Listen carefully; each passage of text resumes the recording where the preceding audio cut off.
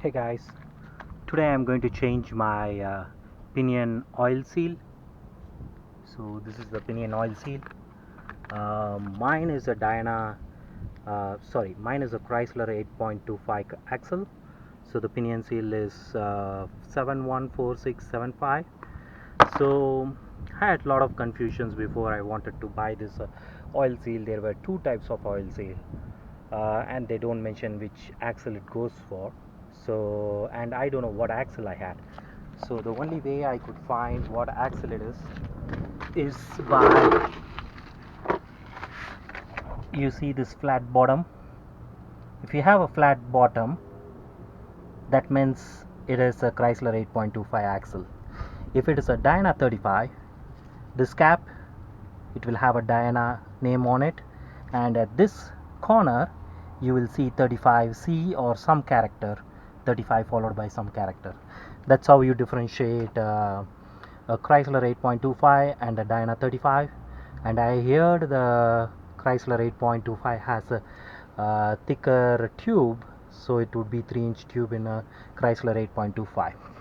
So seeing that, I know it is a Chrysler 8.25 and bought a oil seal for a Chrysler 8.25.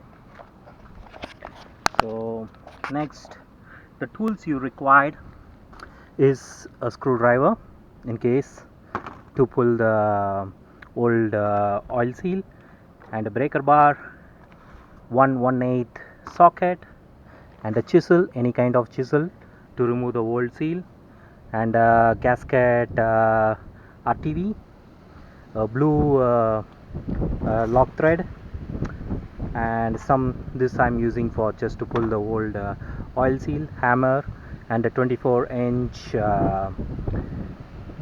pipe wrench, and few bunchy cords. This one I'm going to use in case my U-joint cup should not fall down, and you need a 8 mm socket. So that's it all you need to do this job.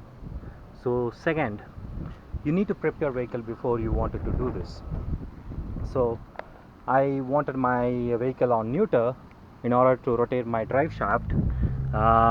So choke your wheels so it doesn't move, because it is going to be in neuter. Safety is first. So then lift your wheels so you can spin your drive shaft, so you'll get access to the U-bolts. Then put your vehicle in neuter. I put the gear in neuter and the drive is in neuter. So that's what you need to do in preparation your vehicle, to prepare your vehicle. So now the drive shaft should be free to move, so I can remove all four U-bolts without I don't know what they call that joint, without struggle. Okay, before removing your axle drive shaft, you mark the sides. So this is balanced from factory, so it has to go on the same side for less vibrations. So use something to mark. I used the pen paint to mark this. So after you mark, then you see this would spin freely, because our transmission is in neutral, transfer case is in neutral. So you can go ahead and remove all four bolts now. So let me take my 8 mm and try to break this.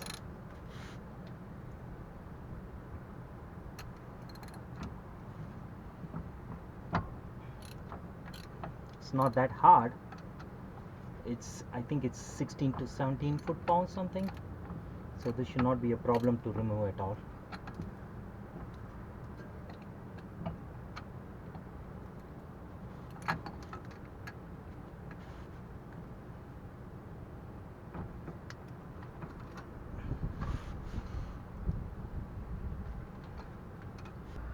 Unfortunately, I stripped one bolt, so I have to remove that before I can remove the axle, or maybe I will bend this.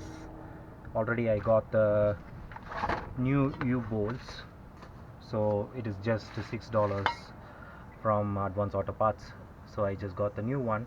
So I'm going to bend this because as you can see you cannot put a wrench over here, so the wrench would be the perfect to remove the slip bolt. Okay, lose something inside and play with that. See this caps comes outside, so try not to drop the cap.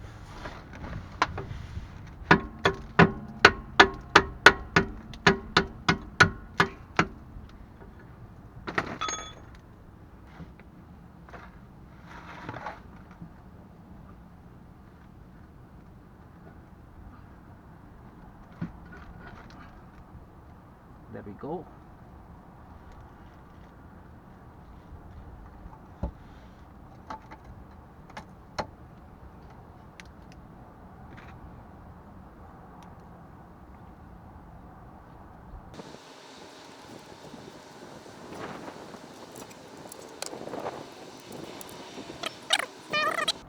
So then you can go ahead and do the rest of the works here.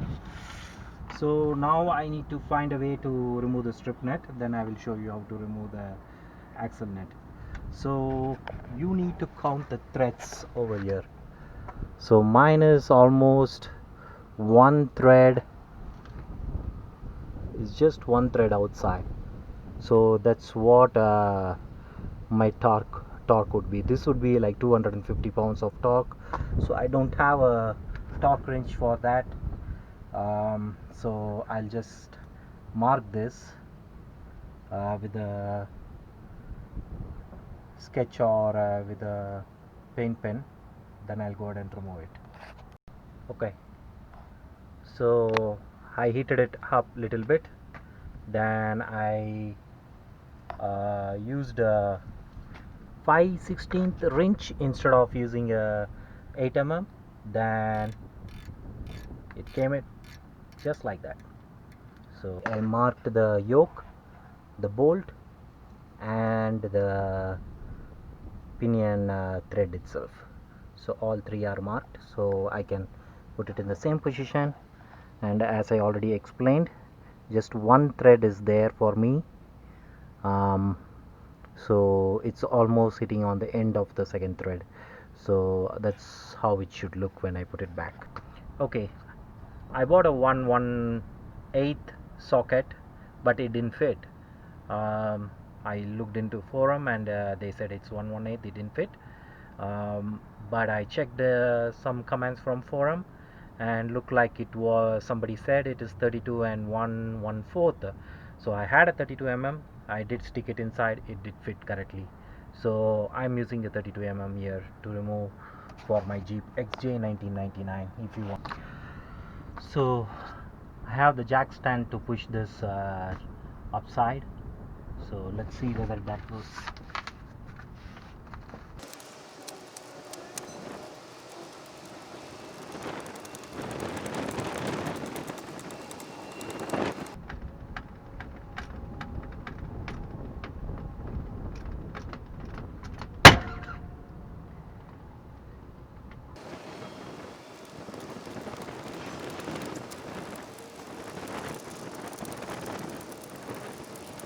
Okay, after it moved so much, it started coming out in hand easily.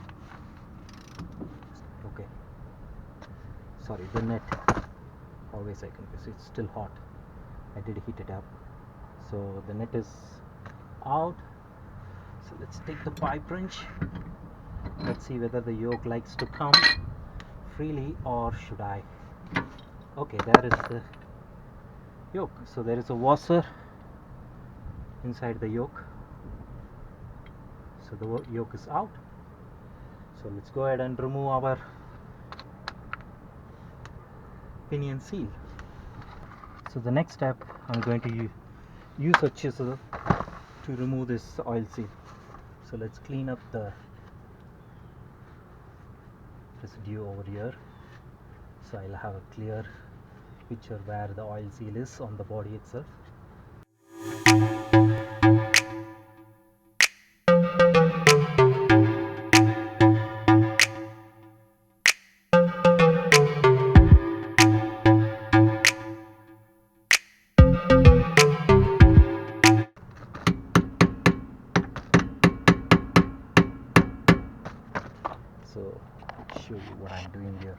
You see that?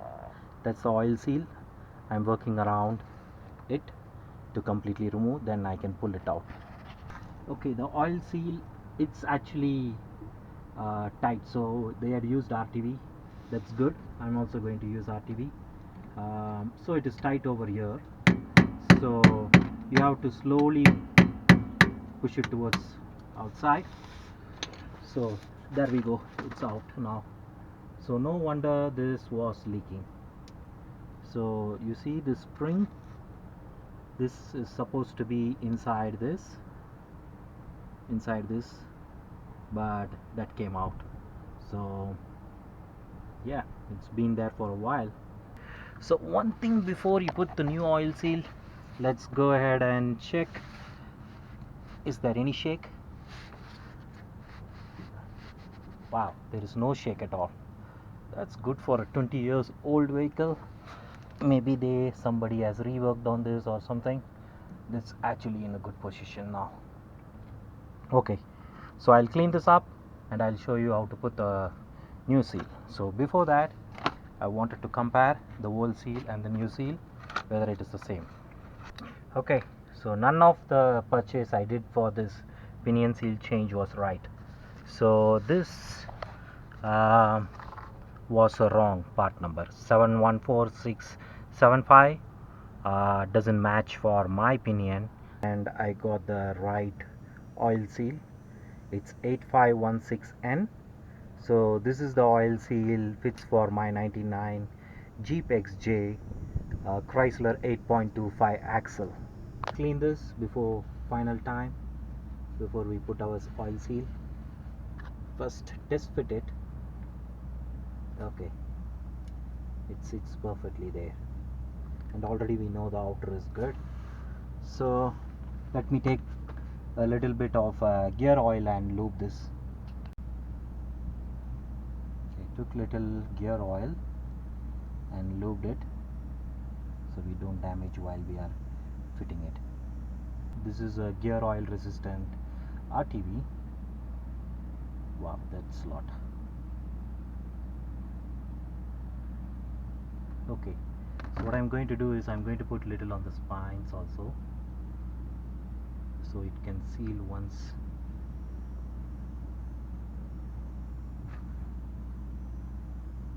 We put the yoke there. Not too much for the seals, so I'm going to put on the inner side.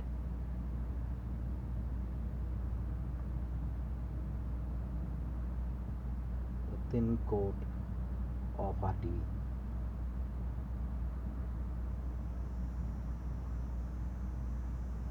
Make sure you're not putting it on the rubber. Okay, once you have that, let's go ahead and place it.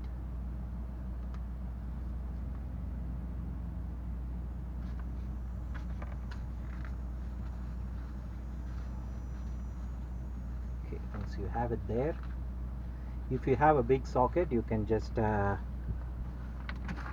it with the socket so it goes evenly inside. If you don't have a big socket, just take your hammer and evenly push it on every side. Don't try to push only one side.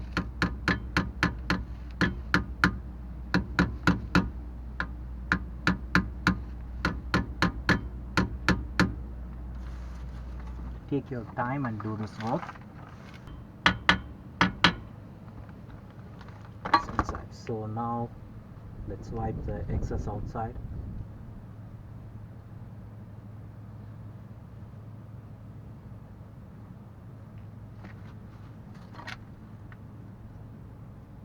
Now let's take our yoke. The yoke is cleaned, and you remember that mark, so that has to match. So, oh sorry, that is for the axle though. So here is the mark that has to match. That is the right place. Okay, that is that, and don't miss your washer. Put the washer next, then comes your bolt.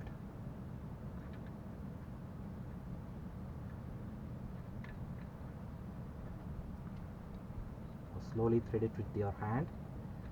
So first you can make sure that you are not going in a cross thread, so use impact to just take it to a level, then you can use the top one. So there we go. Looks like already I am in one thread. I don't know whether that is true. So see this, it's already crossed one thread. So, and my red to red matches, so all are aligned together. So let me go ahead and see whether it is more than 150 pound, because I have a 150 pound torque wrench. So if it is more than 150 pound, I believe it should be 250. And let's go around and see. Everywhere it is one thread, which was the same position which I took it out. So then we are good. Okay, the torque wrench is set up for 150 pound. So all I can do is I can check whether it is more than 150 pound. So, and assume it is 250 pound because the line matches. There we go. Definitely it is more than 150 pounds. So see that I set to the max 150 pound here. So let's assume it is 250 pound, then it should be good to go. I don't want to over tight or under tight that. So you can see the seal, nice and flush sealed with the body, and the RTVs are coming out, which is good, so the oil doesn't flow. So for the next step, you need a U-joint. If you had ruined your old one, so I got this Mogi. It is a lot heavier and looks like a good quality for me. So see this, it's a lot thicker, and this fits perfectly. I already test fitted it, and a blue Loctite and a 8 mm with ratchet. So that's all we need. Okay, so let's go ahead and put blue Loctite on the bolts. Little, that is good. All of those. So let's turn this, because the red should supposed to go to that side. Okay, you need to pull it back and remove this masking tape. Make sure you don't drop the caps while removing the masking tape. Hold the caps, and you can do one more thing. You can check whether your U-joint is short or not by rotating the U-joint, by rotating this joints left to right. If it has a play, if this cup has a play, that means your U-joints are short. So it should sit inside that groove over here. So then you should see this one sitting flush. Still has some gap. Probably once I tighten it down, it should be good.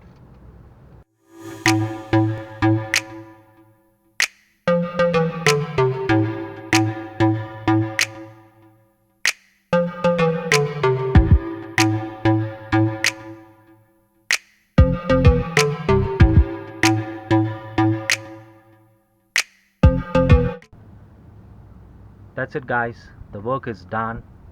It's pretty clean. So you can see there is no play in this U-joint or in the axle, upside or horizontal. There is no play, so it is good.